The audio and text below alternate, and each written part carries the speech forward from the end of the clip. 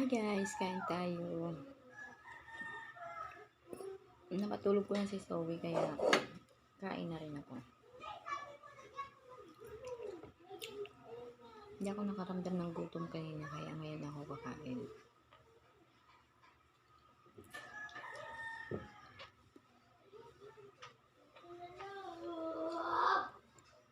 So ayan guys, ang ulam ko ay pechay na may sardinas. Tapos yung dalawang pirasong isda ay dalawang slice na isda, yun prinito ko. So ito yung ulam namin tatlo. Ngayon, mamaya magluluto pa ako, may lulutuin pa ako doon. Yung gulay, aabot na yan hanggang mamayang gabi kasi unti lang naman kinain ni Rina din. So ayan, ulam namin yan mamaya ni Jawa. So ayan guys, kakain muna ako. Tapos, kukontinue ko yung ating kwentuhan mamaya. Kain tayo guys. So ayan guys, tapos na nga ako kumain at ito na nga ang aking continue ng aking kwento sa inyo. So ayan, dahil sa kagustuhan ko nga na nakaka-proud ko yung makatulong ka sa magulang, pero ngayon hindi ko na siya magawa kasi nga may pamilya na rin ako, saka isa lang yung nagtatrabaho. Kung makapagbigay man po ako ay kakaunti lang talaga at saka minsanan lang. So itong pag-vlog, itatry ko lang po ito. Kung ito man ay magpatok, itry natin kung talagang may sahod talaga dito. Ayan.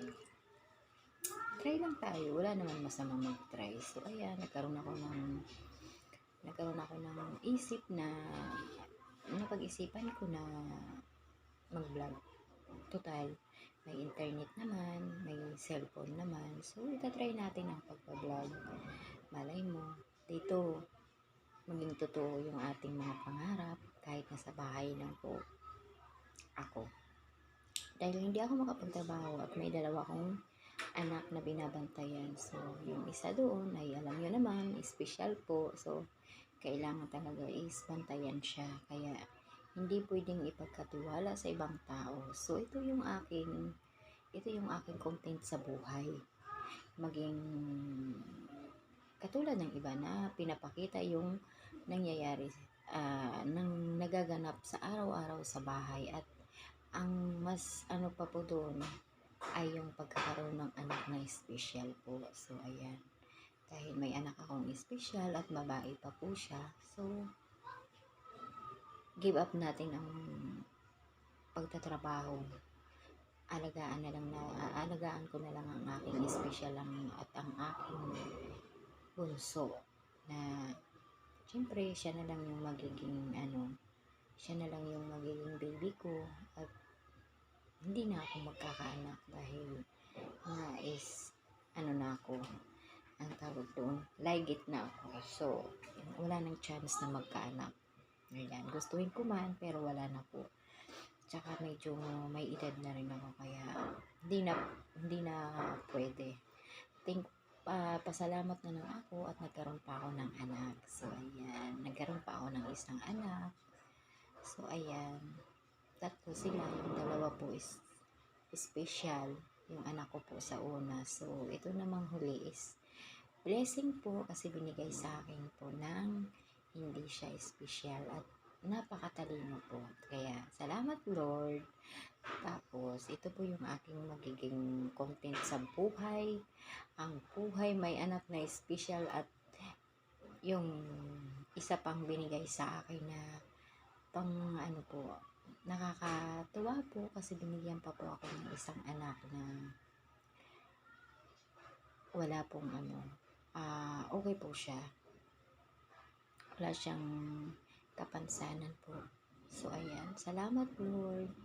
Salamat at binigay niyo sa akin. Yan po yung pinakahiling ko na hindi man alam ni partner na ginawan ko talaga ng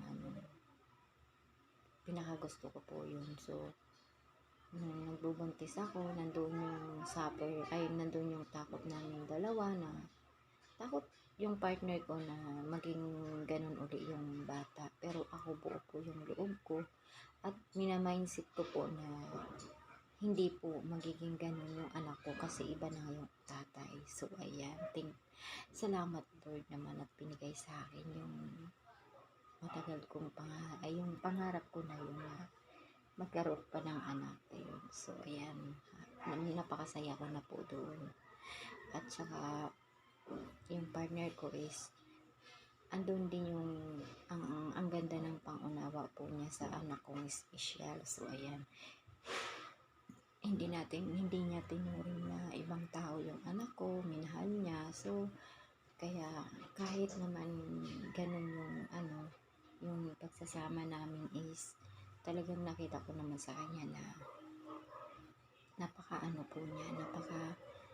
napakabait po niya sa anak kong special. So, ayan, hindi ako natakot na pumasok ulit sa relasyon at kasama ko yung anak kong special sa pagsasama namin. Ayun. So, ayan. Thank God. Thank din sa partner ko. So, ayan po. Yun na po ay pleasing na po yun sa akin. So, ayan. Ito naman ay susubaybayan niyo po ang aming buhay nanay buhay nanay na may special dahil sa ngayon ang alam kong nagpa-vlog ngayon na may mga special is na artista is siguro mga iilan lang po. Sa mga normal na buhay, sa mga ordinary na katulad ko is wala akong napapansin na nagpa-vlog na may anak na special po. So, ayan. So, ito yung excited at ito yung aabangan nyo sa aking mga vlog. Ang pagiging hands-on ng isang may anak na special at saka ayun, yung may additional ka pang anak na So, ayan.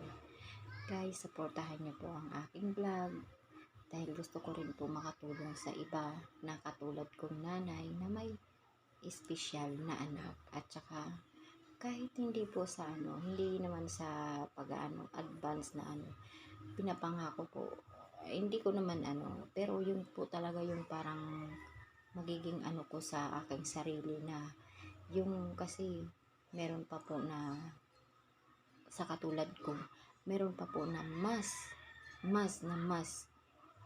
mahirap po yung kalagayan talaga.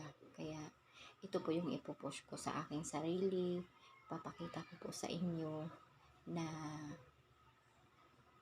suportahan niyo po ang aking vlog para naman po is makatulong din po ako sa iba. So, ayan. Maraming salamat po sa inyong pero napapansin ko naman po umaangat na yung aking mga viewers. Yung dalawa kong in-upload is medyo tumaas na po yung mga nanonood. So, kaya sana subaybayan mo din ngayon itong aking i-upload. Maraming salamat po. At sana abangan nyo pa po yung mga susunod kong i-upload sa aking YouTube channel. So, ayan. Maraming salamat guys. God bless everyone. Please support my vlog. Follow po sa sa page ko at share na rin po para naman medyo lumayo-layo yung aking channel at marami po makapanood sa aking mga gagawing video. Ayan. Maraming salamat guys. Thank you very much. Maraming salamat po sa suporta sa mga sumusuporta sa akin at saka sa mga magsusupport po pa ulit. Sana madagdagan po yung aking mga followers kahit paano para magkaroon po ako ng live sa YouTube dahil hindi pa po pwede dahil kunti pa lang po yung followers ko. So, bye. Thank you for watching guys.